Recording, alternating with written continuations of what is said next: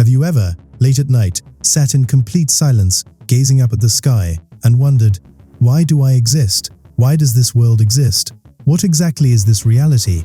Is all of this truly real, or is it some kind of illusion? At some point or another, every one of us has had thoughts like these. In our daily lives, we get caught up in the routine of office work, home responsibilities, bills, deadlines, and constant busyness. Yet every now and then, these deep questions quietly enter our minds. We begin to wonder, everything we see, hear, and touch, is it all truly real? For some people, this topic may feel distant, almost abstract, because most of us, after coming home from work, just keep scrolling, passing time, thinking about when life will finally improve, while the days quietly slip away. But spend even a couple of days alone, and something changes. You begin to question yourself. Or sometimes, when life hits you unexpectedly, these thoughts resurface. Why was I born? Why am I going through this? Why does this world exist? And why am I in it? Interestingly, these kinds of fundamental questions begin to arise within us at a very young age, around 9 or 10. Children look at themselves in the mirror and ask, who am I? Some even earlier, at 7 or 8, start wondering, it's been years since I was born, but where was I before that? Before I existed, where was I? These questions don't come from being taught. They emerge the moment we begin to think for the first time. The moment we become aware of ourselves, something incredible happens. There's a strange sense of wonder, a feeling that we're discovering something deep, something meaningful, and it feels amazing. Yet those very questions we once had remain unanswered even today. Somewhere along the way, we stopped searching for those answers. And these are not meaningless questions. Before we were born, where were we? And after we die, where do we go? Right in front of our eyes, days keep changing, the world keeps evolving, and our age keeps increasing. As children, we used to look at older people and feel like they were completely different from us. But slowly, we realize we are becoming them. One day, we too will grow old. And strangely, even though we know we'll reach that stage, we can't truly imagine what our thoughts or personality will be like when we get there. And when that time comes, as life unfolds, the world slowly begins to forget us. Yet, deep inside, we still feel we existed here, we lived in this world. Now think about this. Science tells us that energy in the universe can neither be created nor destroyed. If that's true, then how did we suddenly come into existence? If we didn't exist before, does that mean energy was somehow created in the form of life? That directly contradicts the same scientific principle, because according to science, energy only transforms, it never appears from nothing. So does that mean our existence was once in another form? Were we just atoms, or something else entirely? And if so, how did that transform into life inside a mother's womb? Yes, biological processes can explain physical transformation, but how did life itself, consciousness, enter that form? This is where things get complicated. Science studies matter. It explains what it can observe and measure. But what is life made of? Is it atoms, electrons, something measurable, or something completely unknown? If life were made of something like dark matter or dark energy, science would try to discover it. But the real problem is consciousness cannot be studied in a straightforward way. Because eventually, everything leads back to the brain. And here's something even more fascinating. Life and consciousness are not the same thing. A person can be brain dead and still remain biologically alive for years. That means life and consciousness are fundamentally different.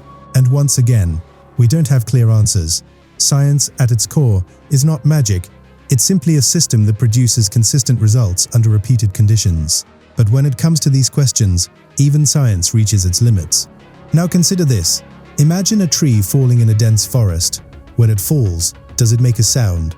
At first, this might seem like a simple question. Most people would immediately say, of course, it makes a sound. But the reality is far more complex. Whether it produces sound or not depends on whether someone is there to hear it, because sound is essentially a vibration, a wave. It only becomes sound when it enters our ears and is processed by the brain. Without a listener, it's just a wave, nothing more. So when that tree falls, if no human or animal is there to hear it, can we truly say it made a sound? Think about that deeply. If there are no living beings to perceive it, then the world as we experience it doesn't truly exist in the same way. Because you are here, it becomes sound. Without you, there is no sound. Similarly, everything we see exists only as long as we are conscious of it. The moment we lose consciousness, everything disappears from our experience. It may sound unbelievable, But even fields like quantum mechanics suggest ideas that challenge our understanding of reality. At the quantum level, you are not actually touching anything. You only feel like you are. These are incredibly deep and complex ideas that scientists and philosophers still debate today. And despite all this, no one can confidently claim that this world is absolutely real. It's a perspective that is difficult to grasp, but if you explore it, it opens up an ocean of understanding, not just academically but philosophically. So what does it mean to say that the universe might not be real? We see everything, we feel everything. So how can it not be real? These ideas didn't just originate in modern science. Long before that, in ancient India, thinkers were already exploring these questions. Philosophical traditions like Charvaka challenged the idea of God, focusing instead on direct experience. Even deeper discussions can be found in texts like the Upanishads, which explored the nature of existence itself. Traditions such as Hinduism, Buddhism, Jainism, and philosophies like Ajivika didn't just ask whether God exists, they asked deeper questions. Where did we come from? Where do we go after death? Why were we born? Is this external world real? These were rational thinkers, people who questioned everything. Some might say, our scriptures already have answers, but the truth is, any explanation based purely on belief cannot fully satisfy the human mind. For example, if someone close to you dies unexpectedly, you might be told, God has a plan. That might comfort you temporarily, but deep down, the question remains, why did this happen? And eventually, when no real answer is found, even that question fades and we continue living, almost mechanically. Think about your own life. Many of you are working jobs, attending college, moving from one day to the next. Time is passing. Your age is increasing. Life becomes mechanical, chasing small moments of happiness that quickly disappear. Even vacations feel rushed. You travel for hours, spend a couple of days moving from one place to another, and return home already thinking about the next break.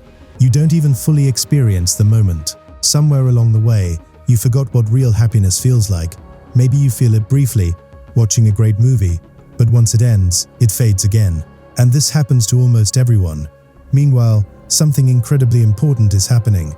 Time is running out. Every second, you are moving closer to the moment when you will leave this world. And yet, deep inside, we all carry a strange belief that we will always remain as we are, that we can never truly disappear. There's a sense of eternity within us. Even when we see people die, we cannot fully accept that one day we too will be gone. We may say it logically, but emotionally we resist it, because we feel like we belong to this universe. So how can we leave it? What happens to our memories, our thoughts? How do we just vanish? Imagine this. What happens after death? Most people believe in heaven or hell. Very few can even imagine complete non-existence.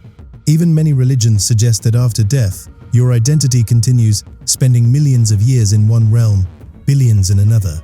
That means your personality somehow survives. But what if none of that exists? What if, after death, there is simply nothing? The truth is, we struggle to accept that idea. Our consciousness resists it.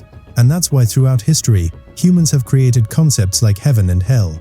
Entire civilizations built around these beliefs. Ancient Egyptians even constructed massive pyramids and placed objects in tombs to prepare for the afterlife.